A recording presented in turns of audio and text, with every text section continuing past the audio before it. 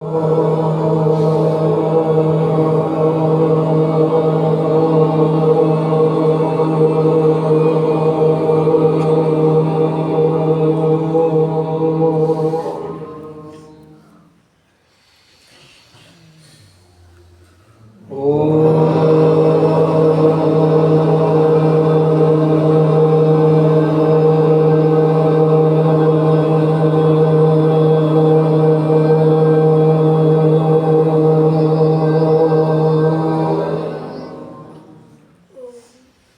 बार फिर से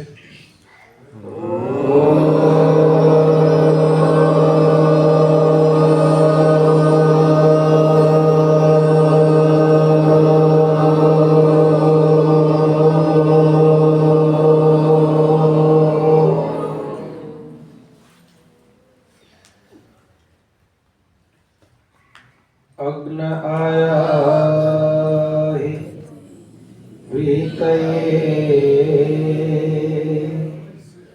गृणानो हव्यदाते निहोता सत्सिवर्षि।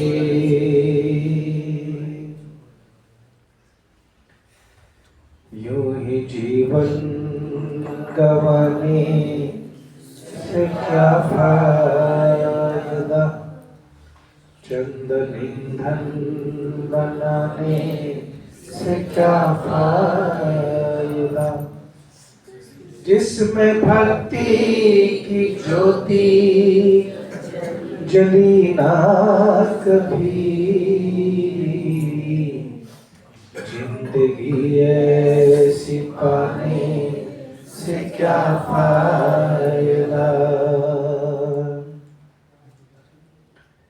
मैं भटकता रहा झूठी आशा लिए, मैं भटकता रहा झूठी आशा लिए, और जलाता रहा आरती के दिए। पर मुझे क्या पता था मेरे देवता, तू तो आनंद घन मेरे दिल में रहे। मेरा ऐश्वर्य सारा मेरे पास है, सारे ही साधनों का यहाँ वास है। मेरा ऐश्वर्य सारा मेरे पास है, सारे ही साधनों का यहाँ वास है। फिर भी तृष्णा बढ़े बढ़ती जाए प्रभु, फिर भी तृष्णा बढ़े बढ़ती जाए प्रभु। अब संभालो तुम्ही बस तेरी आस है। मेरी जिंदगी की नौका की पतवार है, मेरी जिंदगी की नौका की पतवार है। हे प्रभु बस तू ही अब मेरा प्यार है। हे प्रभु बस तू ही अब मेरा प्यार है। तू है सच्चा सखा सच्चा साथी मेरा, ये मेरी जिंदगी तेरा उपहार है। ये मेरी जिंदगी तेरा उपहार। ओम शांति शांति शांति।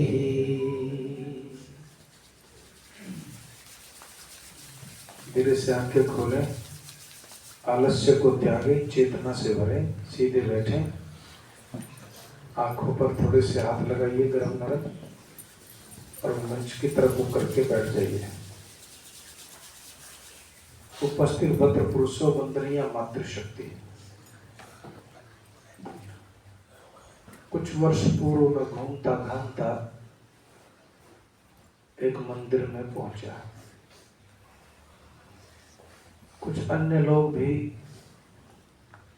जो भक्ति भाव से भरे हुए थे और मंदिर के बड़े भक्त थे, वो साथ में थे।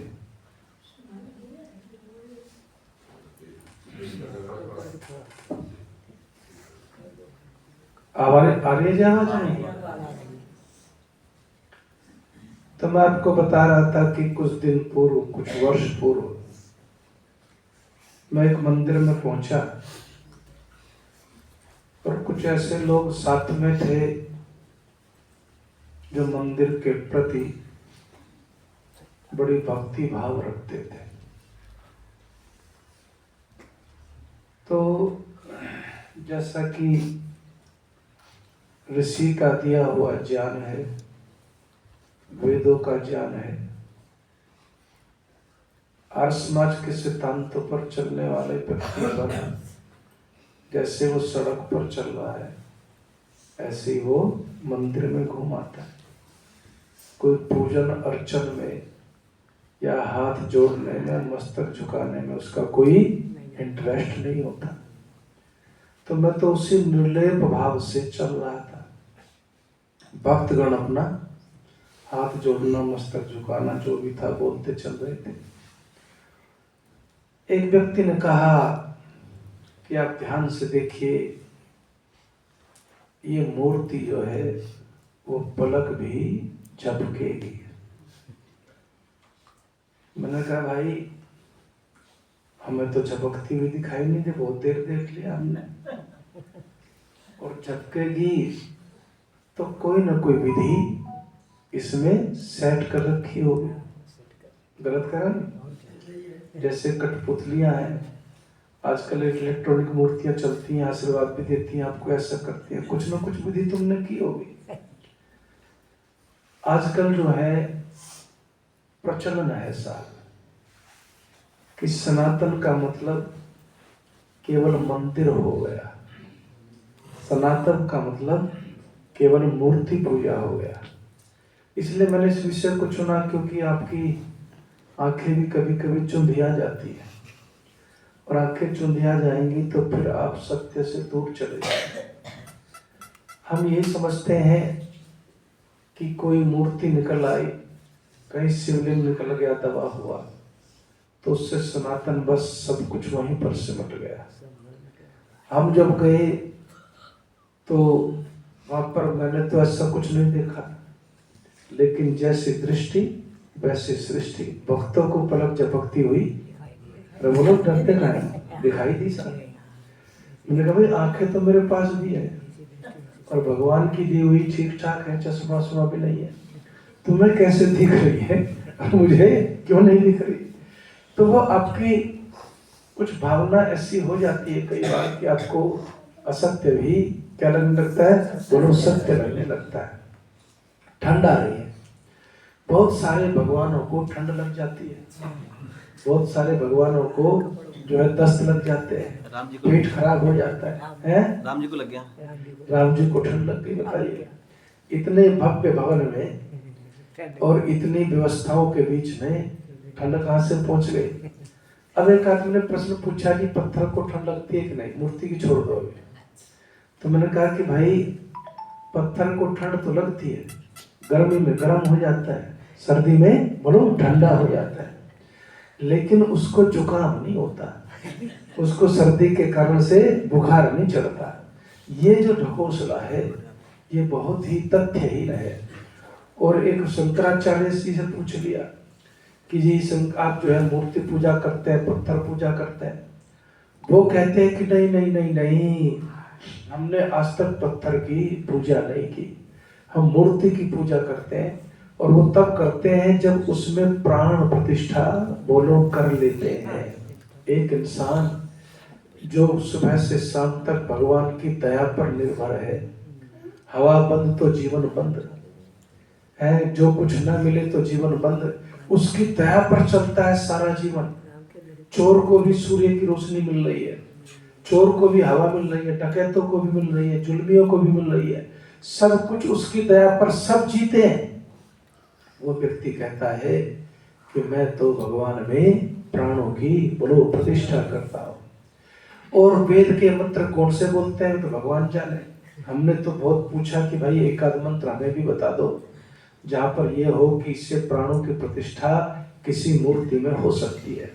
चलो इसको थोड़ा समझाएंगे, आप थोड़ा समझने की दृष्टि से समझना, खंडन मंडन की दृष्टि से व्याख्या नहीं है, सिद्धांत को समझने की दृष्टि से ये व्याख्यान है।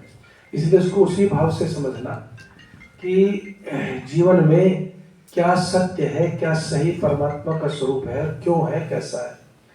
देखिए शास्त्रार्थ हुआ काशी में, और शास्त्रार्थ किस बात पर था कि परमात्मा की कोई मूर्ति है कि नहीं है, परमात्मा का कोई फोटो खींच सकता है कि नहीं खींच सकता है, परमात्मा के भी हाथ पैर होते हैं कि नहीं होते हैं, परमात्मा का कोई चेहरा भी होता है कि नहीं होता है, इस पर शास्त्रार्थ था। तो ये रखा गया कि शास्त्रार्थ केवल वेद पर आधारित होगा, और वेद में अगर कहीं पर भी मूर्ति पूजा का विधान है तो फिर आप उसको दिखाइए। आप सब जानते हैं कि कितना बड़ा शास्त्रार्थ हुआ, और शास्त्रार्थ में उधर से भी व्याकरण के धुरंधर विद्वान, एक से एक विद्वान ऐसा नहीं है, पौराणिकों में भी पैदा होते हैं। पौराणिक जगत में करपात्र जी का तो ऐसा कहते हैं कि वो वैसे तो वो कठोर, उन्होंने अपने जीवन को सताया ही कहूंगा मैं, तपस्या तो उसको क्या कहूं, कि कोई एकादशी का व्रत उन्होंने जीवन में नहीं छोड़ा, और पहाड़ों पर चले गए थे वैराग्य में, फिर वापिस आ गए, और वापिस आकर के कि भाई गो आंदोलन किया था उन्होंने, पता आपको पता हो कि गो रक्षा का आंदोलन करपात्र जी ने बहुत बड़ा किया, जिसमें समाज के भी सब लोग जुड़े थे। उनको शास्त्र खोलने की जरूरत नहीं पड़ती थी, वो कहते थे फला दर्शन में फला पृष्ठ पर फला जगह ये लिखा हुआ है, इतने धुरंधर विद्वान थे।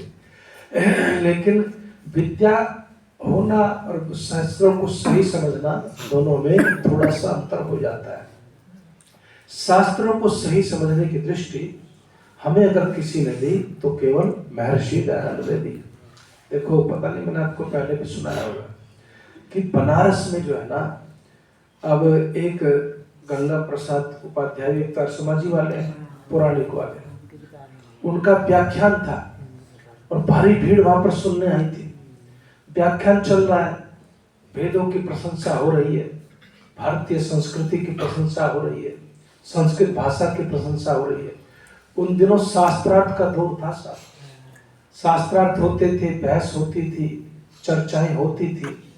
तो एक पादरी ने खड़ा होकर के भरी सभा में कहा, भरी सभा में ये कहा कि बहुत वेद की प्रशंसा करते हो, अगर तुम में हिम्मत है तो एक मंत्र है गणानान्ता गणपतित्वं हवामहे, इसका अर्थ पढ़ करके कल भरी सभा में सुना देना। अब वो गंगा प्रसाद जी चले गए, पसीना आ गया रात को उनको कि भाई ये क्या हुआ।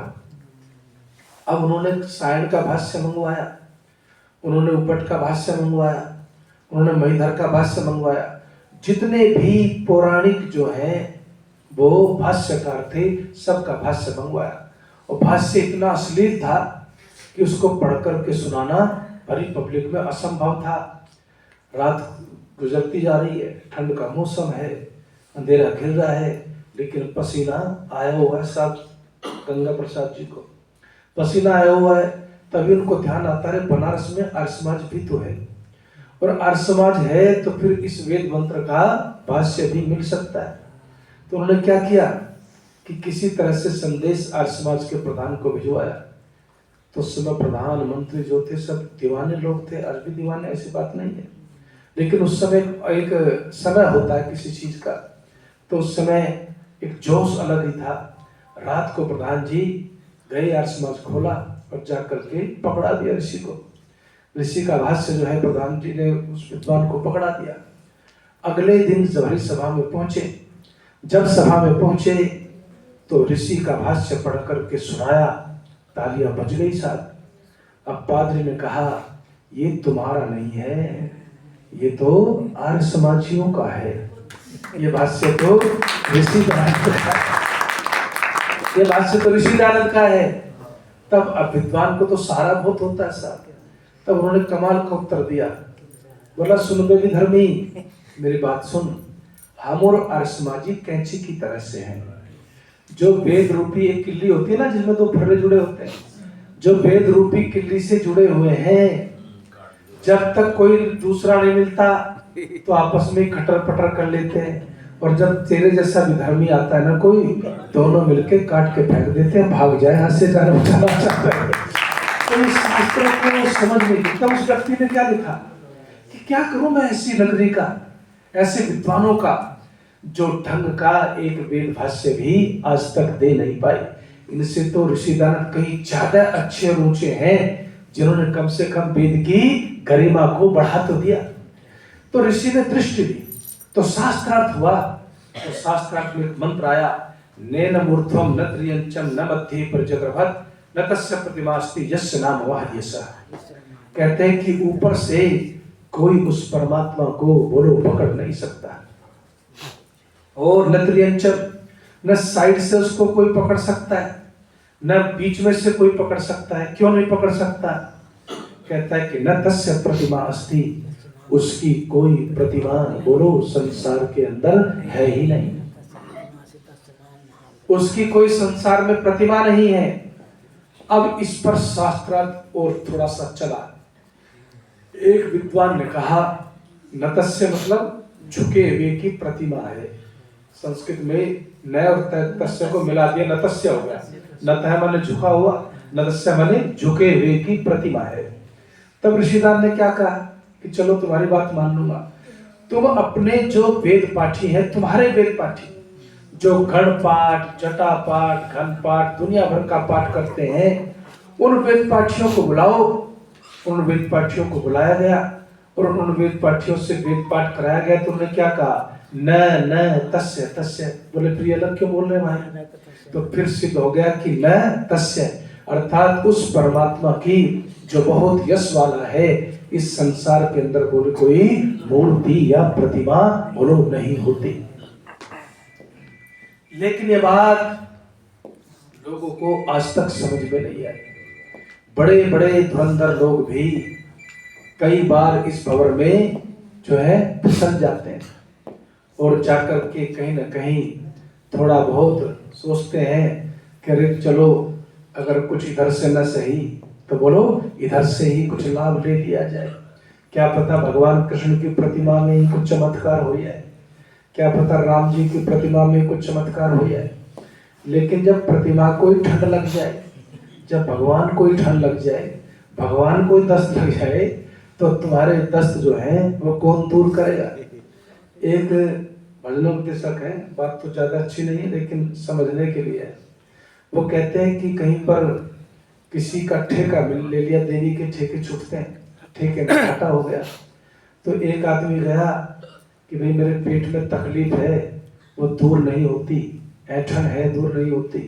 तो ठेकेदार ने कहा तेरा तो नंबर बाद में आएगा, हमारा ही पेट खराब हुआ फिर है, इतना घाटा हो गया इस बार तो देवी के ठेके में।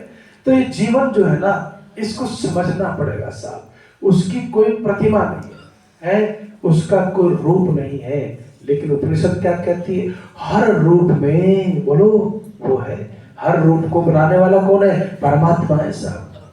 हर रूप को श्वेता सूत्र उपनिषद में क्या कहता है कि जैसे तिलों में तेल है, क्या है बोलो, जैसे तिलों में तेल है, और जैसे दही में घी है, जैसे जल के झरनों में जल है, और कहते हैं जैसे अरणी नामक जो आग लगती है ना वनों में, तो वो अरणी नामक लकड़ी जो घिसी जाती है उसमें अग्नि जल्दी पकड़ती है, तो उसमें जैसे आग छिपी रहती है। और तिलों को मसलने से, पीसने से तेल निकलता है कि नहीं निकलता है? दही को मथने से तेल निकलता है कि नहीं निकलता है? तो कहते हैं ठीक इसी तरह से दही को भिगोने से, तिलों को रगड़ने से, और क्या करने से, स्रोतों को खोदने से क्या मिलता है? जल मिलता है। ऐसे ही परमात्मा उपनिषदकार कहता है कि भाई सब जगह है, उसकी कोई प्रतिमा नहीं है। ये वेद में स्पष्ट रूप से घोषणा कर दी गई, उसकी कोई प्रतिमा नहीं। अच्छा, एक बात सोच करके देखो, एक व्यक्ति ने अपने घर में मंदिर बनाया। मंदिर बनाया तो मंदिर में रोज सारा परिवार उठ करके सुबह नहा धो करके तिलक चंदन तैयार करता, फूल तैयार करता और जाकर के टीका करता। उस परिवार में एक अपंग व्यक्ति भी रहता था। अपंग व्यक्ति भी रहता था, वो भी पूजा करता था। लेकिन जो है, एक दिन ऐसा हो गया दुर्भाग्य से कि घर में आग लग गई। और जब आग लगी तो सारा घर जो है वो बाहर की तरफ भागा। किधर भागा? आग लगी के अंदर जाएगा, बाहर जाएगा? बाहर जाएगा। घर में आग लगते ही बाहर की तरफ भाग लिए साथ। और जो व्यक्ति अपंग था वो भी पूरी फुर्ती से बोलो बाहर की तरफ भाग लिया। और जैसे तैसे सबने जान बचाई। और जब बाहर आ गए तो बाहर आकर के क्या चर्चा कर रहे हैं कि बाकी तो सब ठीक है, लेकिन भगवान जी बोलो अंदर ही अग्नि में जो है समा गई। ये गड़बड़ हो गई, भगवान जी ने रक्षा क्यों नहीं की? फिर क्या कहते हैं, एक व्यक्ति के घर में बड़ी कीमती मूर्ति लगाई साहब उसने। वो रोज कहता भगवान से कि भगवान धन धान्य दो, ये दो वो दो, जो भी जिसकी इच्छा होती है वही लेकर के पहुंच जाता है भगवान के यहाँ पर। तो लेकिन चोर आए ना, तो चोरों से वो तिजोरी का तो दरवाजा खुला नहीं, लेकिन मंदिर में जो मूर्ति रखी थी, बोलो डर कहेगा, उसी मूर्ति को चोरी करके ले गए साहब। अब आप एक बात बताइए कि जिस मूर्ति की आप पूजा कर रहे हैं उसी को चोरी कर लिया। भगवान ने वहां थोड़ा भी प्रतिवाद नहीं किया। मैं आपको सिर्फ ये समझाना चाहता हूं, कि समझाने की दृष्टि है कि आप ये समझिए कि अपंग व्यक्ति भी जब अग्नि से बचने की चेष्टा कर सकता है तो फिर परमात्मा कैसे उसमें जल जाएगा? और परमात्मा कभी किसी अग्नि में जलता ही नहीं। परमात्मा कभी किसी अग्नि में बोलो जलता ही नहीं। मूर्ति जलती है, मूर्ति ही बनती है। लेकिन एक बात बताइए कि आत्मा भी तो नहीं जलती है, आत्मा भी नहीं जलती। तो परमात्मा कैसे कहते हैं कि जैसे तुम्हारी आत्मा है ना, तुम्हारी आत्मा में ही परमात्मा भी है। और जब तुम उसका साक्षात्कार अंदर करते हो तो जैसे सोना देखा है अपने, सोने पर मिट्टी लिपटी हुई हो तो सोने का रंग दिखता है क्या? ये उपनिषद के लोग समझाते हैं सरल भाषा में इस तरह की बात है। तो श्वेता सूत्र उपनिषद में ऋषि कहता है कि सोने का अगर आपके पास सिक्का है, सोने का आभूषण है, सोने की कोई डली है और वो मिट्टी लिपटी हुई है तो फिर आपको क्या लगती है? वो मिट्टी ही दिखाई देती है। लेकिन जैसे ही आप उसको धुलते हैं ना, वैसे ही वो एकदम से चमकने लगती है, क्योंकि वो सोना है। कहते हैं कि ठीक इसी तरह से जब व्यक्ति जो है परमात्मा को अंदर झांक करके देखता है, उसके स्वरूप का अनुभव करता है, और उसके स्वरूप का जब परमात्मा के स्वरूप का अनुभव करता है ना, तो फिर कहते हैं कि फिर उसकी आत्मा ऐसे ही हो जाती है, ऐसे पवित्र हो जाती है जैसे मिट्टी से रहित सोने की डली हो जाती है साहब। तो इसलिए परमात्मा के स्वरूप को ठीक ठीक जानने का आप सबको, हम सबको जीवन में यत्न करना चाहिए। परमात्मा जो है वो सारे सृष्टि क्रम को बनाता है, सारी सृष्टि को बनाता है, सारी सृष्टि को रचता है। और परमात्मा में 3 चीजें क्या है? ज्ञान, बल और क्रिया। ये स्वाभाविक है। हमें ज्ञान ग्रहण करना है, हमें सीखना है, पढ़ना है। परमात्मा को यूनिवर्सिटी में नहीं जाना, विभाजी जाना है। परमात्मा को किसी यूनिवर्सिटी में नहीं जाना। वो स्वभाव से क्या है बोलो? ज्ञान स्वरूप है। हमने अपने ज्ञान में उसको भी खींच लिया। हम कहते हैं कि नहीं, मुझे तो खीर अच्छी लगती है, तुझे भी भगवान आज खीर खिला के छोड़ूंगा। मुझे हलवा अच्छा लगता है, तुझे भी भगवान आज बोलो हलवा खिला के छोड़ूंगा। अजब हैरान हो भगवान तुम्हें कैसे रिझाऊं मैं, नहीं वस्तु कोई ऐसी जिसे सेवा में ना हो। लेकिन हम फिर भी नहीं डटे रहते हैं साहब, थालियां लगाएंगे, दुनिया भर का काम करेंगे। मैंने भी किया बचपन में। हमारी दादी जो है ना, वो एक त्योहार आता है पश्चिम उत्तर प्रदेश में, उसको सांझी कहते हैं। क्या कहते हैं? सांझी। वैसे शहरों में उसको दुर्गा पूजा कहते हैं। तो हमारी दादी बहुत खूबसूरत बनाती थी मिट्टी की, कभी तो वो जमीन पर, कभी वो दीवार पर।